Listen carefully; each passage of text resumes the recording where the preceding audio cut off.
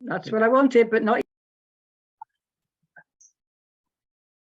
So welcome and a prayer from the prayer for the coronation, focusing upon servanthood. Lord Jesus Christ, you have taught us that what we do for the least of our brothers and sisters, we do also for you. Give us the will to be the servant of others, as you were the servant of all, and gave up your life and died for us, but are alive and reign now and forever. Amen. Amen.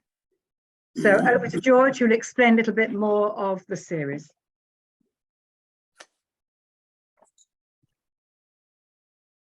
So welcome everybody to this spring series of Bible talks, and our series for this spring relates to the coronation. In fact, it's very nice to have this prayer about servanthood. When the Queen died, there were many sermons and other songs of praise in honor of the Queen, suggesting that her views and practice of servanthood were a key marker of how she exercised her reign, her contribution to sovereignty. But very few of those sermons about the Queen's life and contribution actually explained what servanthood was about, what might constitute Christian service or royal service. And I found that a bit disappointing. So I'm hoping that this series will address sovereignty, and within the umbrella term of sovereignty, the nature of kingship, as we begin to think about the coronation of King Charles III. What is sovereignty? What is kingship? And we've got 4 speakers lined up from our regular team of contributors who will take different aspects of this topic in the next 4 weeks.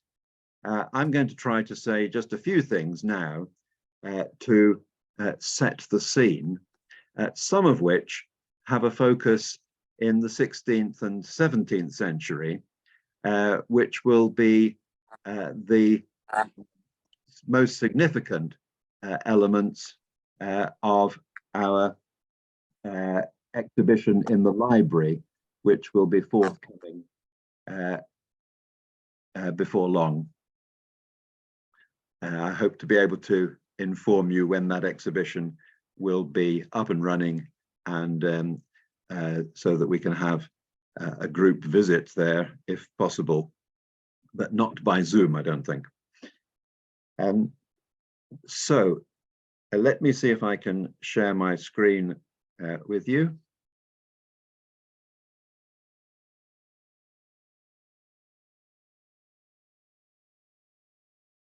And is that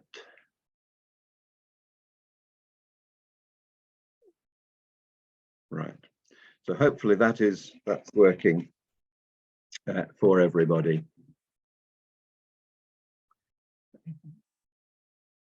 Yeah, no one's complaining.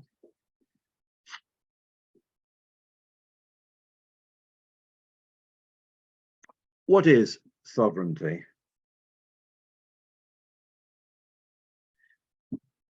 In the UK, the term has been much in use in the last decade or so, particularly because of the Brexit debate.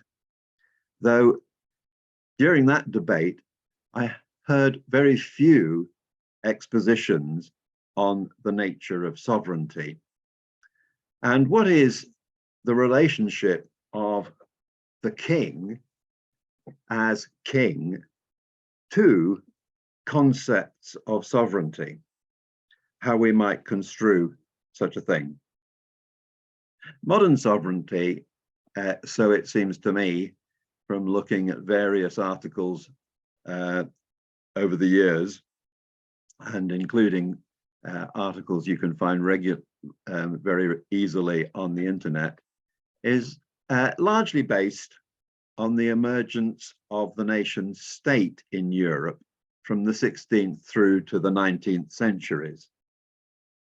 And it seems to involve matters of territory, population, authority, and recognition. Territory is fairly obvious, that sovereignty will occupy a particular space, that the people who live regularly in that space will have some sense of how they wish to be organized and interact with one another, which probably will result in some kind of social structure in which some people exercise or are given authority over others, perhaps in the formulation of law or the justice system, perhaps in the formation of an army, and so on. And all of that then is recognized both within that territory as a suitable way of the people in that territory being organized. In other words, there's a kind of a need for consent, which is frequently mentioned in relation to political structuring, but also it could well be that the whole setup is recognized in part at least by others internationally. We can ask, where is the king in all this? Well, for the way in which the constitutional monarchy has developed in this country, we mostly recognize the king's authority within the structure of the sovereignty of the United Kingdom in the symbol of the mace in Parliament, which represents the king's presence in the practices, the debates, the decisions of Parliament. So it's the king in Parliament which is actually the expression of sovereignty, and that is authorized through the voting system by the population, so the population then exercises its consent to that setup. It seems to me that Brexit has been mostly about domestic sovereignty, something that is a matter of describing things for the United Kingdom in and of itself, rather than it being a matter of how the United Kingdom should act interdependently or internationally. Interdependent sovereignty, I think, is wonderfully demonstrated by the Schengen area in the EU, where people can move freely without needing to show any form of identification between countries which themselves would claim some kind of domestic sovereignty. And of course, international legal sovereignty is about countries recognizing one another. One always hopes that the United Nations is the best place for that to be seen. The denial of international legal sovereignty for Ukraine, of course, at the moment, is the major part of Russia's justification for a special military operation, because Russia simply doesn't recognize Ukraine as a separate country. So this gives us some sense of what sovereignty may be about. And I'm posing questions more than trying to give answers here, hoping that we can discover over the next few weeks in our thinking together what is sovereignty.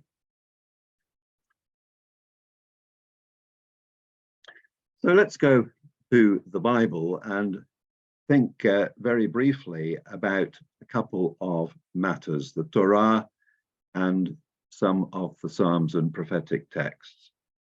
I begin with the Torah, the first 5 books of the Old Testament, and just wish to make a couple of points. The first concerns Genesis 1, which most scholars agree was written up at the time of the exile, or perhaps shortly afterwards, in the 6th century BCE, perhaps in the early 5th century, when Israel had no king. And it's a remarkable text because it declares that the whole of humanity, not just the king, as was the case in some other contemporary societies, the whole of humanity is in the image of God. And royal language of a muted sort is used of humanity inasmuch as it has dominion as a gift from God. The fact that the whole of humanity is described with this element of royal language suggests to me and to many others that the idea of kingship presented in the creation account is actually a democratization of kingship. In other words, it's putting the stress on all people rather than on a single human being, a king, as representing the God. Every human is royal. And maybe the way in which the mace represents the king in Parliament is a way of us still trying to suggest that all citizens, or if you like in this country, all subjects, have an element, an aspect of royalty about them. Now, one of the interesting things about the Torah is that there is virtually nothing explicit about the king, about kingship, other than 4 verses in Deuteronomy chapter 17, a very short passage which may have been, how do I get back? No, there we go, which may have been one of the latest additions to the book of Deuteronomy, perhaps from roughly the same time as Genesis 1. And its brevity might indicate that, in fact, at the moment, there are no kings in Israel or Judah. But if there have to be in some kind of restoration of kingship, then it seems that they are being allowed by God, but they must be chosen by him from among the Israelites, have limited military power and ambition. They should not multiply wives, have no abundant wealth. So kings, according to Deuteronomy 17, are having their power curtailed. This is not a text that would support absolute monarchy, as some European kings have exercised it over the years. It may well be that this is a text that correlates with the test applied in the book of Kings, in the books of Kings, to assess each king in turn.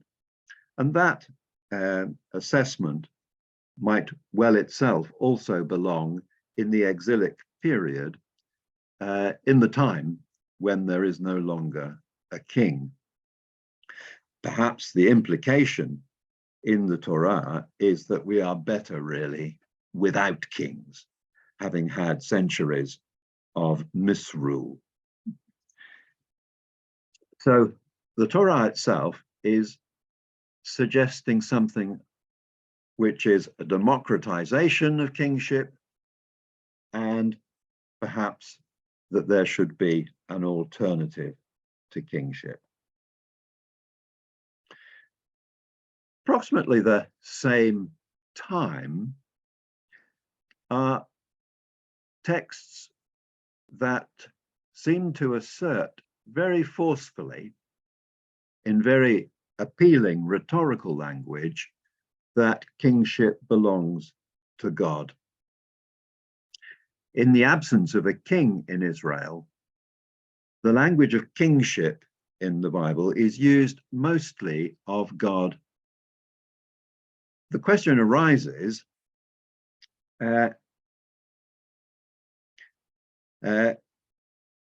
how Israel might realize the sovereignty of God in the community.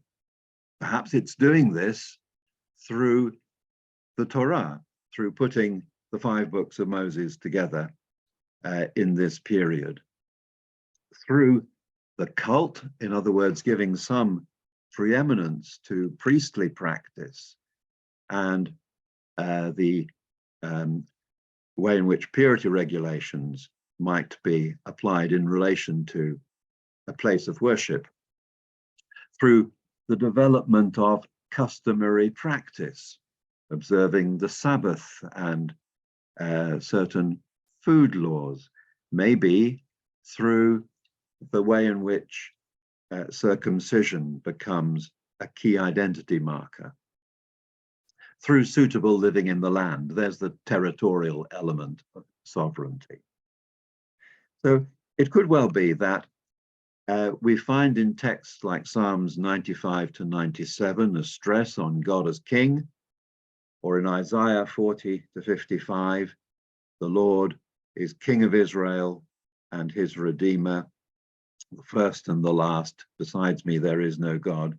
These texts reflecting poetically, prophetically, what we've seen just briefly in relation to the Torah, that when there is no king, if we want to talk about kings at all, we apply the terminology to God himself, and then work out how that sovereignty, the kingship of God, is to be realized in the community through what emerged as the Second Temple period.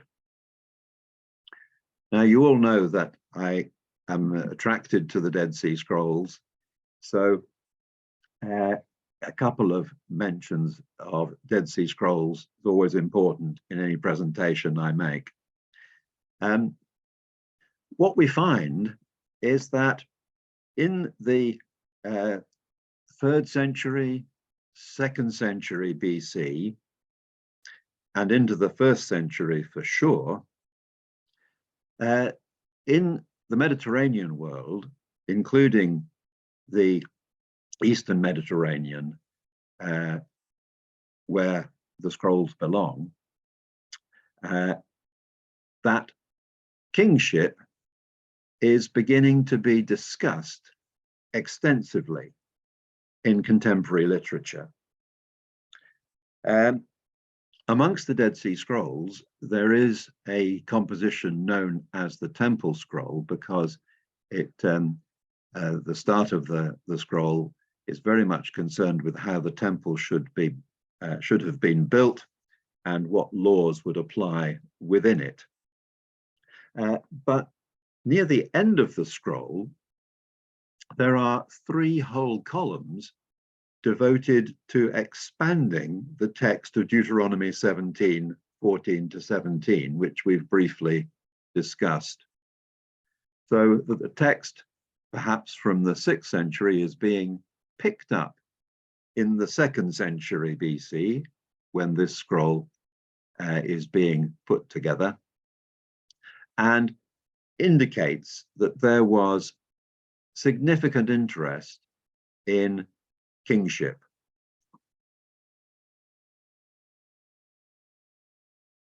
The most well-preserved copy of the temple scroll comes approximately from the time of Herod the Great. And I and others have wondered whether this scroll was copied out at that time in order to teach Herod a lesson about kingship and how it should be exercised. Significantly, in the temple scroll, which is probably put together by a priestly group, the king's role is circumscribed in several comprehensive ways. There is no divine right of kings in the temple scroll. He has to rule in accordance with a book of law. He will appoint a guard of 12,000 men to protect him from anything sinful. I read between the lines there, protect him from himself in some way, from matters of hubris and other misbehaviors. He has to appoint a council of 36, 12 lay leaders, 12 priests and 12 Levites who will guide him in everything. So he can't make decisions for himself. And any military activity is subject to the approval of the high priest through the exercise of the lots in the temple, the Urim and Thummim. And it's stated quite explicitly, there'll be no heir to any king, no hereditary principle, if rules and commandments are broken. So here's a manuscript, a text, which is interested in kingship in the 2nd century and through into the 1st century, speaking about kingship within Jewish tradition.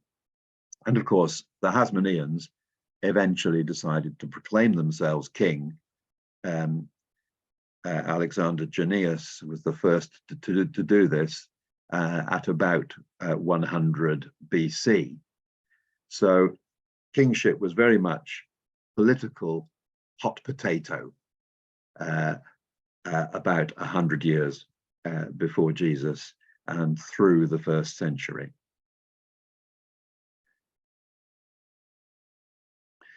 There is, in fact, little else that reflects on kingship in relation to a human king in the Dead Sea Scrolls. But there is a wonderful composition, the Songs of the Sabbath Sacrifice, which lays out a series of very carefully constructed songs for the first 13 Sabbaths of the year. And a feature of many of the songs is a very strong assertion of the kingship of God. In the splendor of praises is the glory of his kingship. In it are contained the praises of all the gods together with the splendor of all his kingship. A little bit later on, celebrate, O all celebrating gods, the King of majesty. For all the gods of knowledge celebrate his glory, and all the spirits of righteousness celebrate his truth, and seek acceptance of their knowledge by the judgments of his mouth, and of their celebrations when his mighty hand executes judgments of reward. The divine spirits surround the dwelling of the King of truth and righteousness. Now, those people who have preserved this text in the caves at Qumran seem to have been on the margins of political power. And it could well be that the assertion that they're making through these poems of the kingship of God in some way is a compensation for them not having a good relationship with the Jewish king in Jerusalem. So just as the Psalms and Isaiah may be saying very positive things about the sovereignty of God when there is no king, so those in the 1st century BC in Judea, are praising God as king over against what seems to be going on with the Hasmoneans and perhaps with the Herodians in the abuse of kingship as they try to assert it in a much more absolutist way. A brief word on Jesus and God's kingship. Now, of the synoptic gospels, as those of you who attended the course from Magi to Mission will have appreciated, Matthew is the one who is mostly interested in presenting Jesus in the framework of kingship. Though Luke also sets Jesus over against Caesar Augustus as Son of God, which of course was a title taken by the emperor. The fact that Augustus, of course, becomes emperor is itself a key indication of how much there were debates about kingship and emperors and who should change their status within any particular political structure at the time. Caesar Augustus becoming emperor in 30 BC. In addition to parables that seem to speak of God as king, Matthew and Luke, of course, share the teaching of Jesus on prayer, which includes the Lord's Prayer. Father in heaven, hallowed be your name, your kingdom come. There has, of course, been very much discussion about what kingdom might indicate in that petition. Most, I think, would conclude that kingdom here is perhaps an unfortunate translation, and that it would be perhaps better to talk of kingship, divine sovereignty, or rule. That the kingdom here is not a place, or not necessarily a place, but that kingship is the aspect of God that is being highlighted in the petition. Perhaps again by Jesus over against any forms of kingship with which he may be familiar or with which he may be interacting in one way or another. So the Lord's Prayer surely is a political prayer in the way that it asserts divine sovereignty and asserts God as king. In the fourth gospel, attention seems to shift from Jesus's teaching and praying about God as king to Jesus himself being portrayed as king. Notably, Nathanael confesses Jesus to be the King of Israel. The crowd in John 6:15, Jesus perceives, according to the story, that they're about to make him king. And in the dialogue with Pilate in John 18, Jesus has this extensive discussion with Pilate about his kingship. Of course, Jesus is somewhat muted about what he wants to say, but it seems as if John is ending up portraying Jesus's kingship as having to do with truth. And that's lovely if we go back to think about how God himself is celebrated as king in this composition from amongst the Dead Sea Scrolls. All the spirits of righteousness, they see, are concerned with his truth and seek acceptance of their knowledge. So John isn't just inventing this portrayal of Jesus, but recognizing that Jesus as king stands for what is true about the way things really are, as John sees it.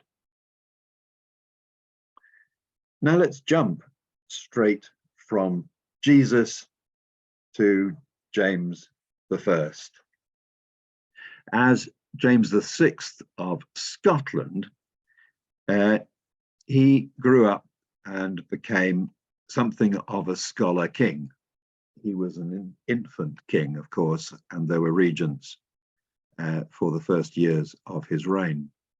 But he wrote several pamphlets about kingship, and of course was also responsible for commissioning the new Bible translation shortly after becoming James I of England. In his The True Law of Free Monarchies, published in 1598 in Edinburgh, he expounds his view of monarchy, which was perhaps not unlike that of Henry VIII, somewhat absolutist.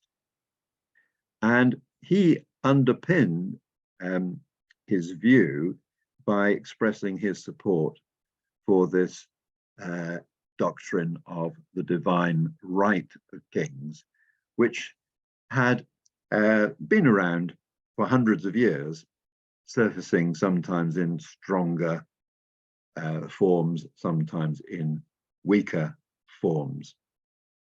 James I had a somewhat limited view of the benefits of consulting Parliament, doing it mostly if he was short of cash.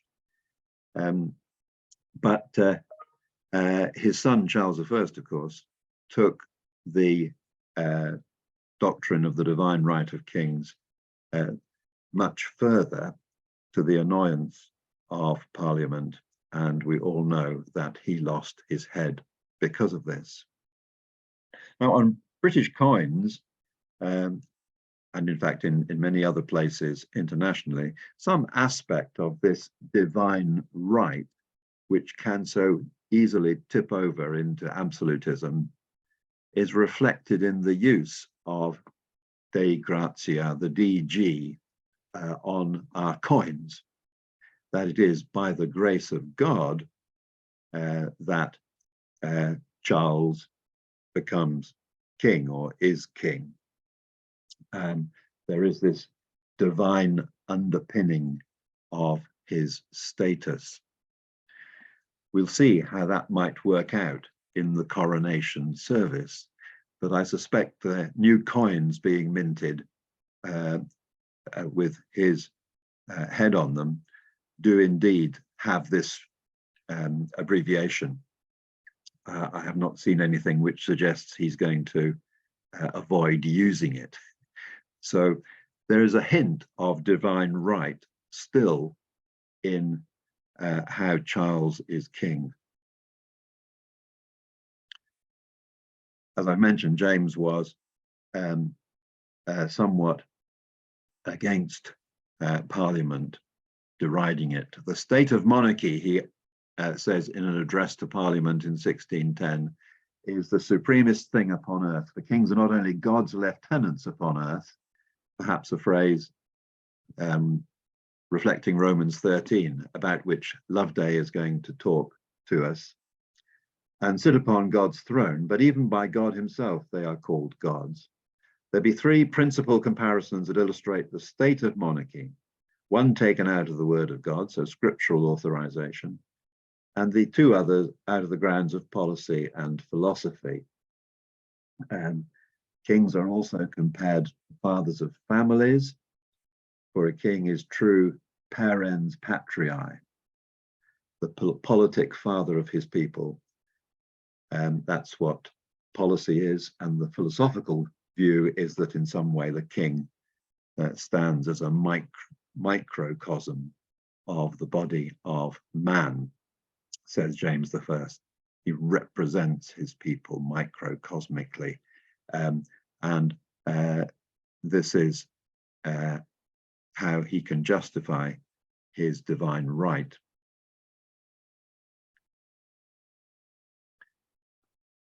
George Herbert was known to James I, and I was singing this hymn just the other day as Loveday Alexander had her ministry extended from Alderley Edge to include the parish of Birtles, and we all stood and sang this hymn, "Let all the world in every corner sing, my God and King." Herbert was ordained after James's death because he had been half expecting to have some kind of courtly career, but ends up rather as the parish priest at Bemerton. When he actually wrote this hymn, we don't know, but it was published just after his death. But is he himself wondering about how James is exercising kingship, and subsequently Charles, his son, by insisting that it is the kingship of God that must give our perspective on kingship? Quite a daring thing then to write a hymn like this when those who are actually exercising kingship are doing so in increasingly absolutist ways. Possibly the hymn is based on Psalm 66 or Psalm 98.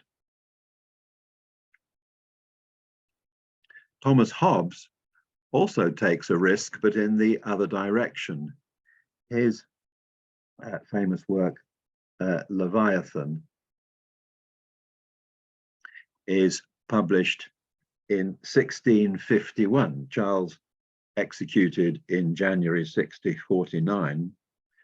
And it's a work in which Hobbes argues in favor of monarchy, even though there is no king at the time, but that monarchy should rule by consent, not by divine right.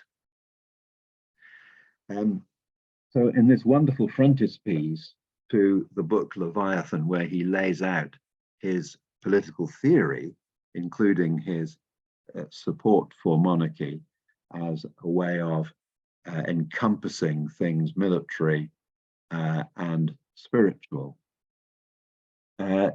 you can see that the two powers are represented by the king holding his sword and his crozier, the civil and the ecclesial authority together.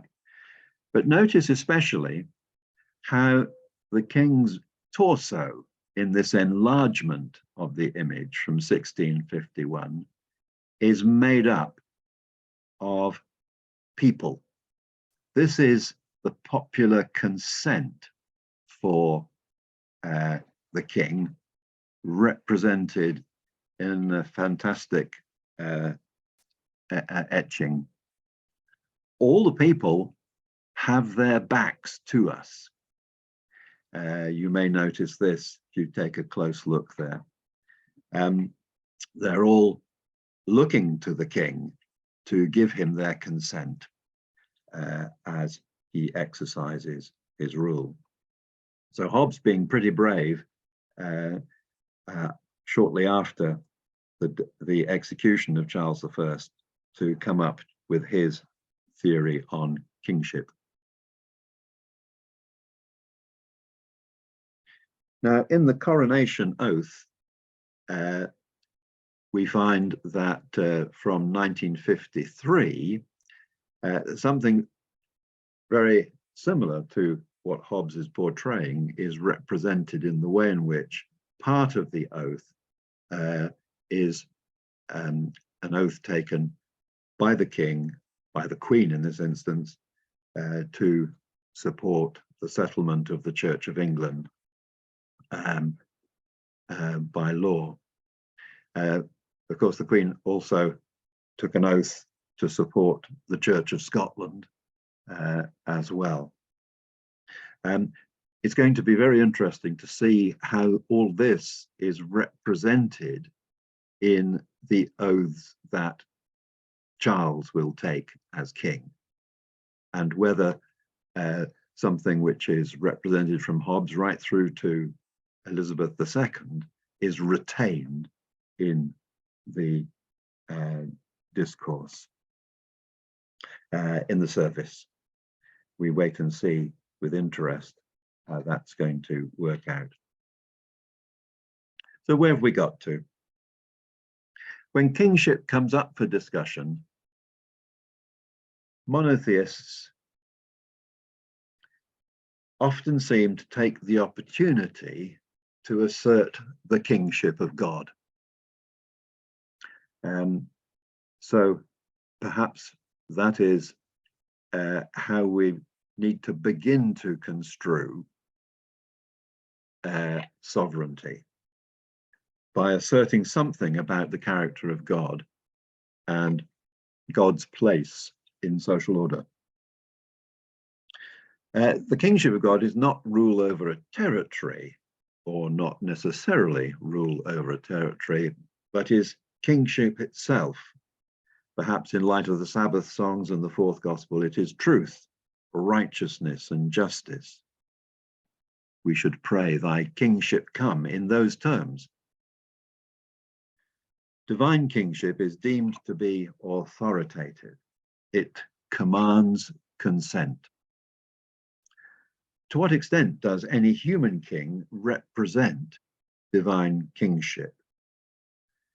Well, one suspects that the divine right of kings will be very much at the margins of how thinking about the coronation develops.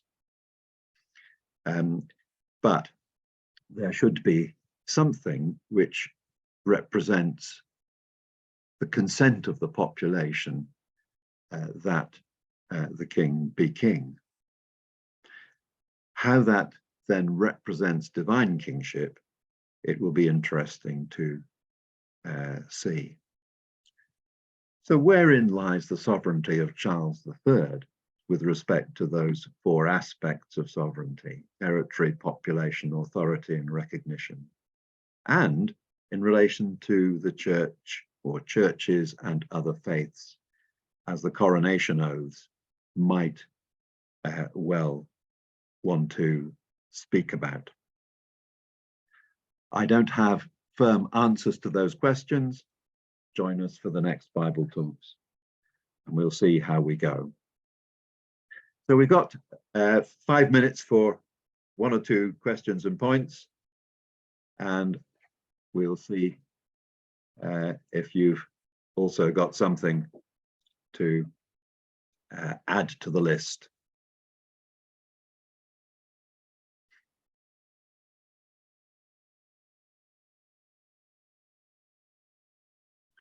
So who would like to speak first?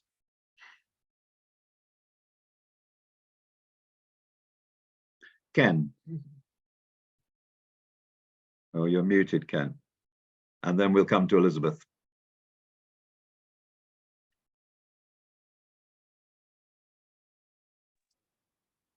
Or maybe Elizabeth, start us off while Ken unmutes himself. Yeah, all I was going to do was to make a comment, and that is that the new coins do include DG. Right, excellent. Thank you. As you suppose. So the new 50 has got DG and Rex on it.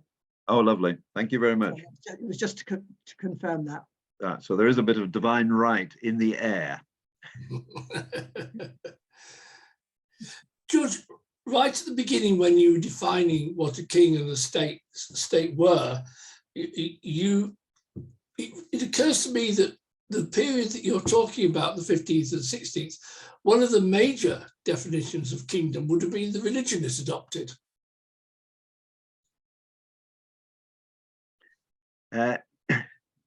We are a Protestant state, and the dreadful French across the Channel were not. Yeah, but both have kings. Yes, yeah. So But different sorts of kings. The French king was not like the English king in that sense. well, of course, there were absolutist French kings. I mean, Louis XIV was a well-known example for exercising absolutism. Definitely. In the way that Henry VIII or Charles I, James I were also exercising things. But you're right. If you like, what I'm taking you to say, Ken, to twist your words, is that the sovereignty which has territorial integrity can sometimes have a very explicit religious dimension to it, so that Yes. one tries to exclude Catholics or Yes. assert Protestantism or whatever it might be.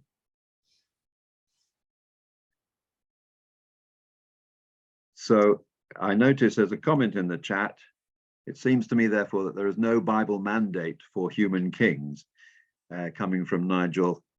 And I'm not sure about that. Kings are a matter of fact in large chunks of the Bible, but there's no mandate for absolutist divine right sovereigns in the Bible. Let's say that.